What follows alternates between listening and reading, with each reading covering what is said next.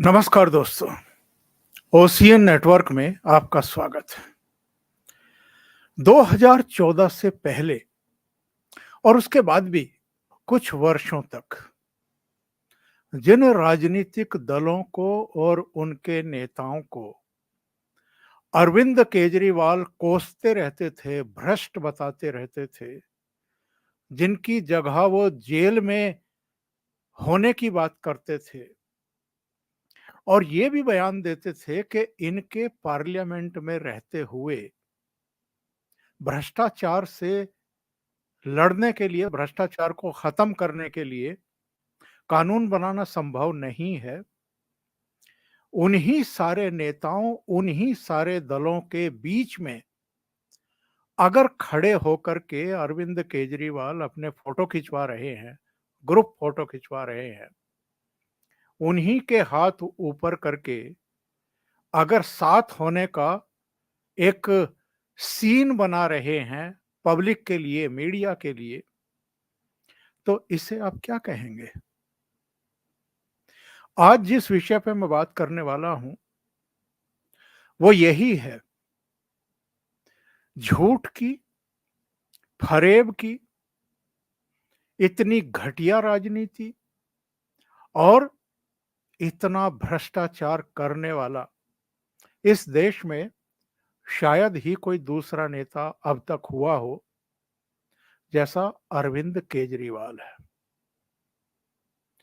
मैं एक एक करके आपको बताऊंगा कि समय समय पर इस आदमी ने किस किस तरह की बातें की हैं, किस किस तरह के झूठ बोले हैं, कैसा फरेब किया है, कितनी निचले स्तर की बयानबाजी की है, घटिया स्तर पर जाकर के इस देश के प्रधानमंत्री तक को इन्होंने कायर, मनोरोगी और पता नहीं क्या-क्या बकवास की है उनके बारे में। अरविंद केजरीवाल की उम्र क्या होगी? प्रधानमंत्री नरेंद्र मोदी अब 73 साल के हैं, एक बुजुर्ग हैं, एक अनुभवी हैं, राष्ट्र को समर्पित हैं, दिन रात काम करने वाले व्यक्ति हैं। इनका क्या कंट्रीब्यूशन है इस देश के विकास में या इस देश की प्रतिष्ठा बढ़ाने में? लेकिन जिस तरीके से प्याज की तरह एक एक छिलका उतरा है, उसने तो इनके चेहरे के सारे नकाब नोच करके फेंक दिए हैं।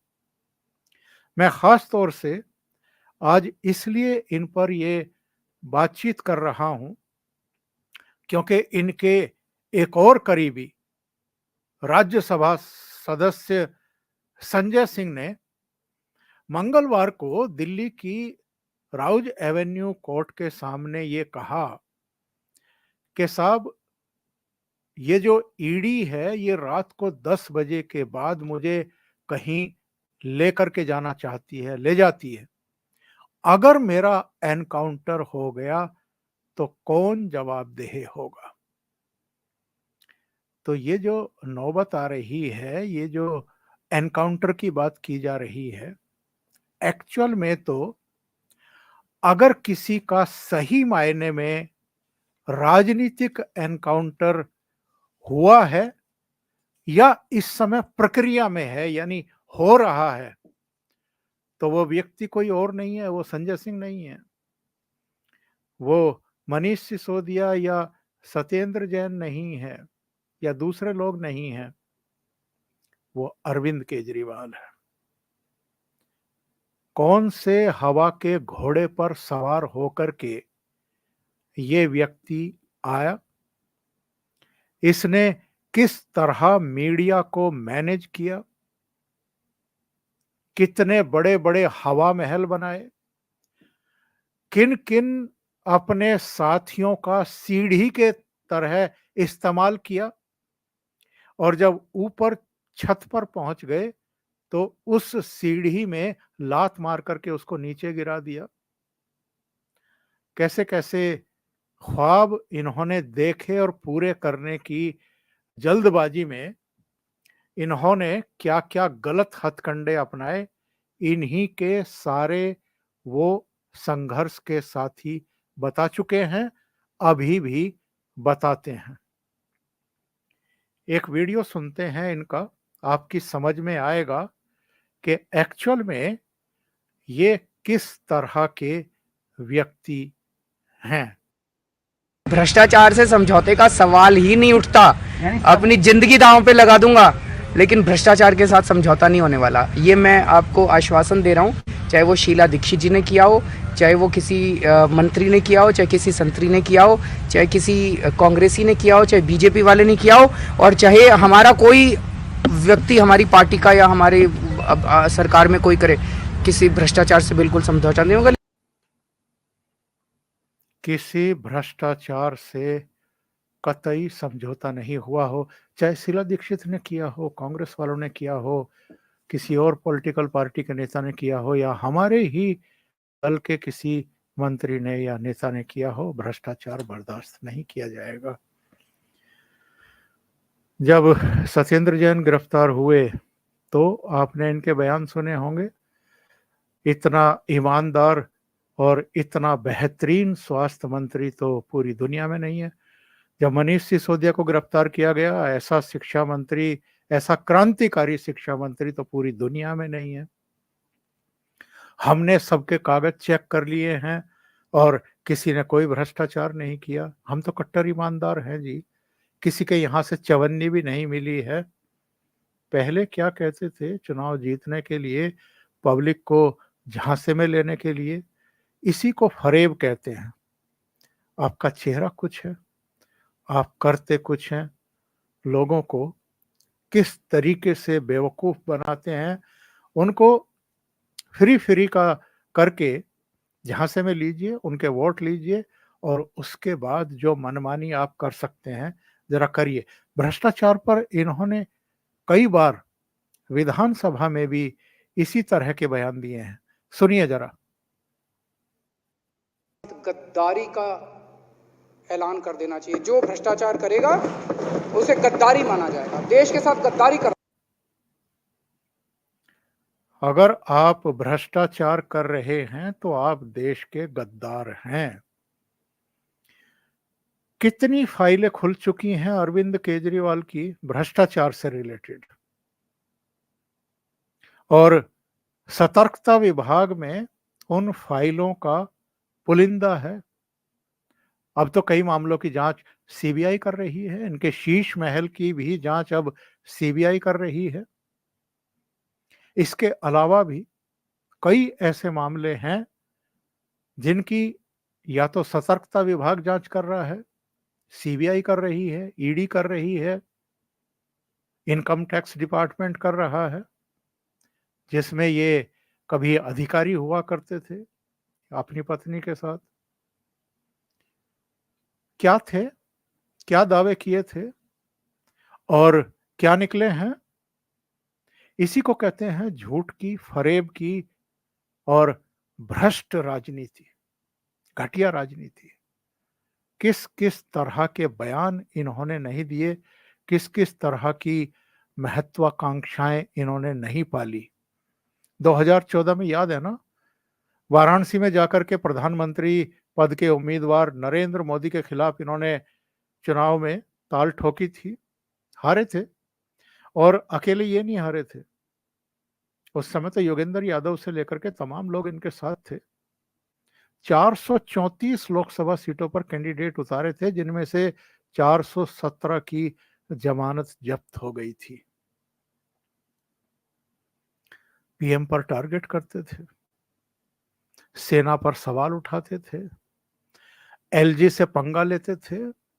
तीनों,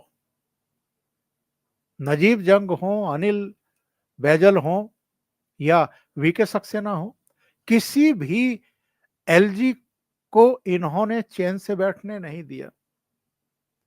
जो अधिकार इनके नहीं, इनकी सरकार के नहीं, उन अधिकारों को हड़पने के लिए इन्होंने सड़कों पर भी, मीडिया में भी, सुप्रीम कोर्ट से लेकर के हाई कोर्ट तक में भी हर तरह की लड़ाइयां, रोजाना झगड़े, रोजाना खबरों में, रोजाना सुर्खियों में। इस देश में 30 से ज्यादा मुख्यमंत्री हैं, लेकिन कोई इतना मीडिया उनको तवज्जो देता है, उनको कवरेज देता है जितना अरविंद केजरीवाल को। तो ये क्या जादू है?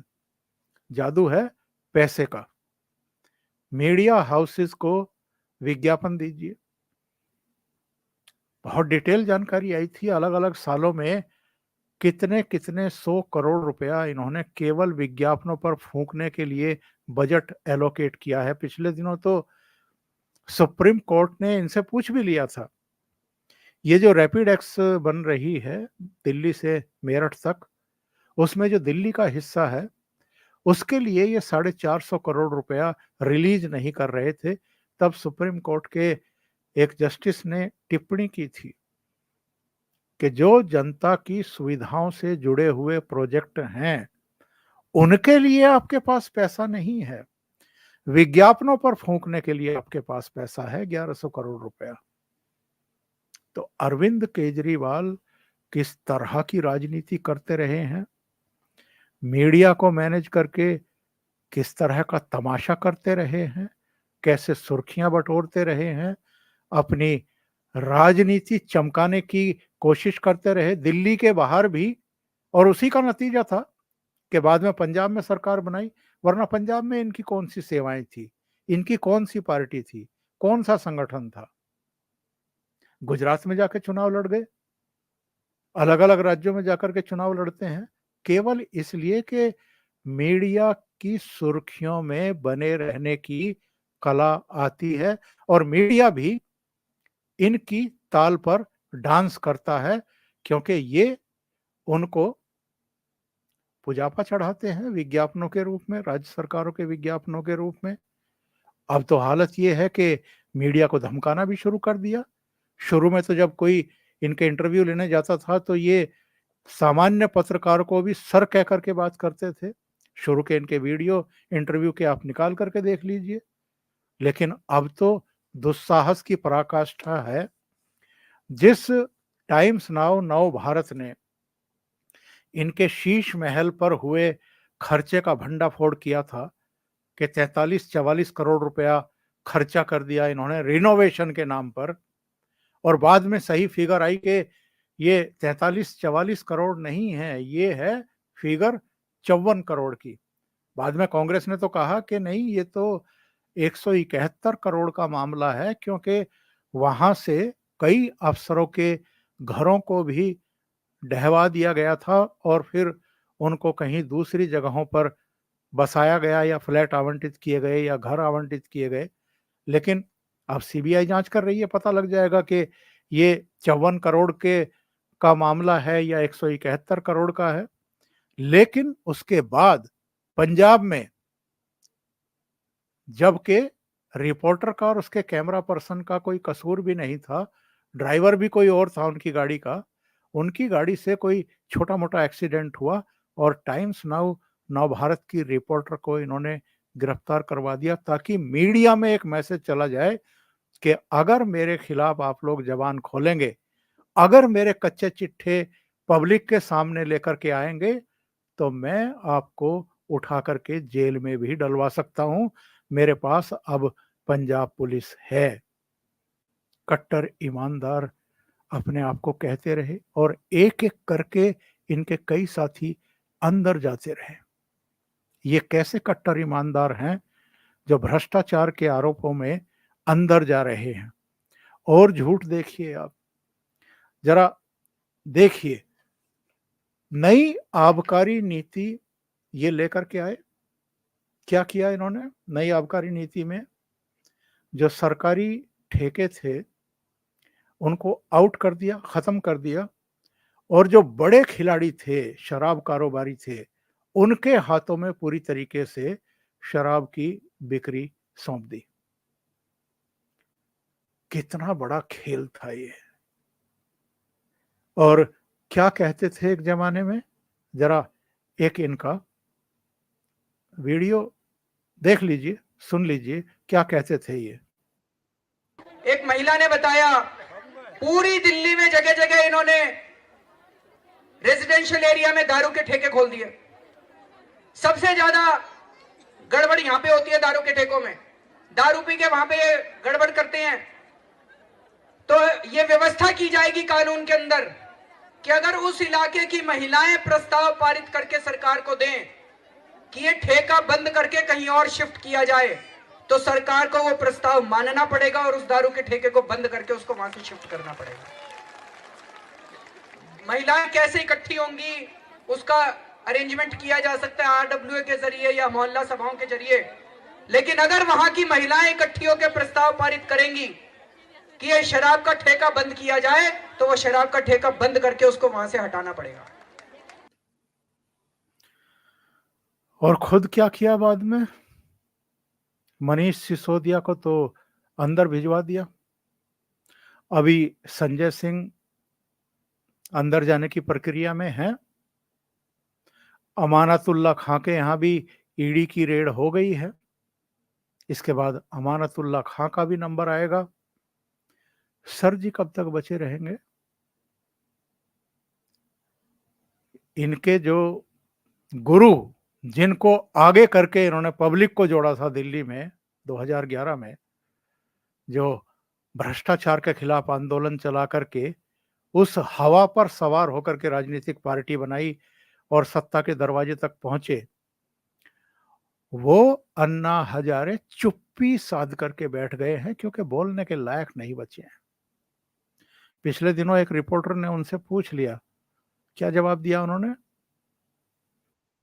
पूरी हुई नहीं, उसके बारे में तो आप उनको पूछना है, हमें उसके बारे में जाना है नहीं। ये कीचड़ में क्यों जाना है? कीचड़ बताने लगे हैं अब अरविंद केजरीवाल को। अन्ना हजारे को जरा देर से अकल आई। एक और इनके पुराने साथी जो बहुत गहरे घाव खाए हुए हैं, वैसे तो बहुत सारे संघर्ष के साथियों को इन्होंने लात मार करके अपनी पार्टी से बाहर किया। जिससे भी इनको खतरा लगा कि वो आगे चल करके मेरे लिए चुनौती बन सकता है, उन सबको इन्होंने निकाल बाहर किया और बेइज्जत करके बाहर किया। ये योगेंद्र यादव तो खैर बाद में जुड़े थे इनके साथ। प्रशांत भूषण हो, प्रशांत भूषण के पिताजी शांति भूषण हो, एक ब्रिगेडियर दास आए थे जिनको इन्होंने इंटरनल लोकपाल बना करके रखा था। एक गांधी थे, बहुत सारे लोग, आशुतोष, एक और आशीष खैतान और कुमार विश्वास, लंबी लाइन है, आनंद कुमार, बहुत सारे लोगों की ऐसी सूची मेरे पास है जिन्होंने इनका साथ दिया संघर्ष में। उनकी सीढ़ी बनाई इन्होंने, सबका यूज किया और सबको निकाल बाहर किया। कुमार विश्वास एक किस्सा बता रहे हैं कि जब हमारी लड़ाइयां शुरू हो गई तो एक बार डिनर पर हम इनके घर गए। वहां पर कुछ बातें हुई। क्या बातें हुई जरा सुन लीजिए, और किस तरीके से बातें हुई और कितना अहंकार पावर का अरविंद केजरीवाल को हो गया था। इससे बड़ा अहंकार क्या हो सकता है कि विधानसभा में खड़े होकर के ये एलजी को गाली देते हुए कहें कि ये एलजी कौन होता है, कहां से आया ये एलजी, दिल्ली के मालिक तो हम हैं। दिल्ली का मालिक बताते हैं खुद को। कुमार विश्वास की जबान से सुन लीजिए क्या बातें हुई थी इनके बीच में। पहले तो नहीं होता था। शुरू से सुनिए। तो मैंने उससे पूछा कि यार ये झगड़ा हो क्यों रहा है हम में अब? पहले तो नहीं होता था, किसी भी बात पे आंदोलन करते थे तब भी नहीं होता था, पार्टी बनाई तब भी नहीं होता था, पहली सरकार आई तब भी नहीं होता था। अभी ऐसा क्यों होने लगा है कि हमारे विचार अलग अलग होने लगे हैं और इतना बढ़ने लगा है कि बर्दाश्त नहीं करेंगे? तो उसने मुझसे पूछा कि तू बता क्यों होने लगा है। तो मैंने उसको कहा, ऐसे जैसे ये रखा है, ऐसे मोबाइल रखा हुआ था, तो मैंने मोबाइल उठा के ये कहा कि मुझे ऐसा लगता है कि अब तुम दोनों के पास ताकत है, तो तुमने ये चीज उठा ली और ये कह दी है कि नहीं देते, मेरी है ताकत है। तो वो खाना खाते खाते बोला, यही समझ ले। तो मेरी पत्नी जो है वो खीर खा रही थी, उसकी चम्मच आधे रास्ते में रह गई, उसकी वाइफ भी सामने बैठी थी। तो मेरी वाइफ ने कहा कि भैया ताकत, पर ताकत तो सदा नहीं रहती। तो उसने खाते खाते बोला, पर भाभी जी अभी तो है। जैसे उसने बोलने की कोशिश की मेरी पत्नी, मैंने कहा शांत, शट अप, कोई बात नहीं, खाओ खीर खाओ, बहुत सही कह रहे हो तुम। और इस आदमी ने ताकत में के मद में चूर होकर के क्या क्या किया है, इसलिए मैंने आज ये शीर्षक लगाया है और ये बात की है कि इन्होंने जो जो किया है पॉलिटिकल पार्टी बनाने के बाद, अपने साथियों के साथ जो किया है, और जिस तरीके से ये लोग अब जेल जा रहे हैं, ये किसकी वजह से जेल जा रहे हैं, किसकी महत्वाकांक्षा की वजह का परिणाम ये भुगत रहे हैं। जेल के हवालात में, बैरकों में इनकी जिनकी रातें बीत रही हैं, जिनके परिवार वाले परेशान हैं, और वो भी उस समय तो मजा लेने के लिए अरविंद केजरीवाल के मंत्री बने थे ना, उनके सहयात्री बने थे ना। अब वो जेल में मजा ले रहे हैं। उनको अकेले में समझ में आता होगा कि किस तरह इनका मिसयूज किया है अरविंद केजरीवाल ने। लेकिन वो कहते हैं ना कि पाप का घड़ा तो एक दिन भरता है, और जिस तरीके से बहुत सारे मामलों की इस समय जांच चल रही है, रियल में अगर किसी का राजनीतिक एनकाउंटर इस समय हो रहा है और होने वाला है, वो अरविंद केजरीवाल ही हैं। ये बच नहीं सकते हैं। थोड़ा बहुत देर सवेर हो सकती है, लेकिन ऐसे ऐसे कर्मकांड कर चुके हैं कि 100% इनकी जेल यात्रा तय है, बच नहीं सकते। अभी के लिए इतना ही। बहुत बहुत धन्यवाद।